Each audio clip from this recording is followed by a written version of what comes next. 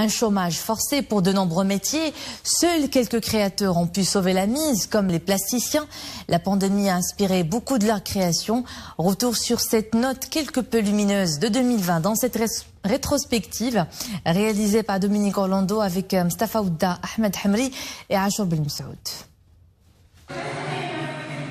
Et de quelle manière les artistes plasticiens au Maroc ont-ils vécu cette année 2020, qui fut notamment marquée par un trimestre de confinement et par l'arrivée d'un nouveau terme très peu chaleureux que l'on nomme la distanciation sociale? Les 2 premiers mois, c'était impossible. Je tournais en rang chez moi.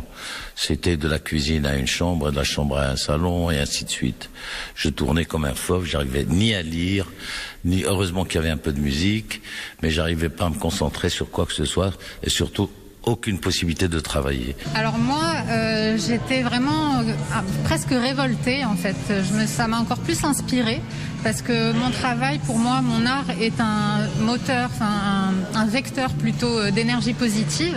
Et je me suis dit, c'est encore plus le moment de pas lâcher, de continuer à créer justement pour dire que malgré les circonstances, tout est possible encore et qu'il y a de l'espoir. On a tellement besoin de se rencontrer, de parler, d'être avec les autres. Et là, cette isolation était vraiment une leçon par rapport à sa propre force morale. Ça a été une confrontation avec soi-même, toute une interrogation, donc une recherche en profondeur de quels sont les réels soubassements de mon travail.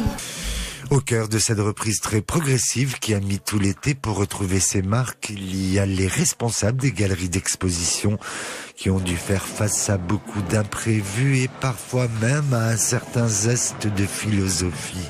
Alors par définition, évidemment, par confinement, on est tous un peu éloignés les uns des autres. Notre grand regret, évidemment, c'est de ne pas avoir reçu la plupart de nos artistes qui sont de la diaspora. Je pense qu'il y a beaucoup de résilience chez tout le monde. Je pense que les gens sont très courageux, les gens sont très patients, les artistes sont très disciplinés.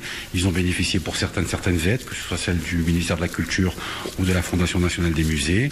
Là, j'ai l'impression que petit à petit, tout est en train de se remettre en place. Évidemment, ça ne redeviendra jamais comme avant. Mais en tout cas, on est en train de vivre avec de plus en plus et de rentrer peut-être dans une nouvelle ère où chacun essaie de se recentrer sur soi, de pourquoi pas méditer, etc. L'absence effective des artistes et de leurs travaux durant une très bonne partie de cette année 2020 a, à contrario, mis en évidence leur indispensable contribution à la société. Les gens étaient assoiffés de culture, ils voulaient un peu arranger leur maison. Ils étaient après être restés 3 mois enfermés chez eux, ils étaient un peu en mal d'œuvres d'art, de beauté.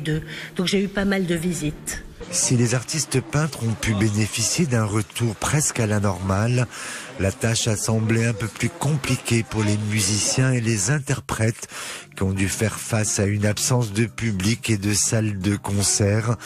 Nous nous intéresserons à eux demain soir ici même.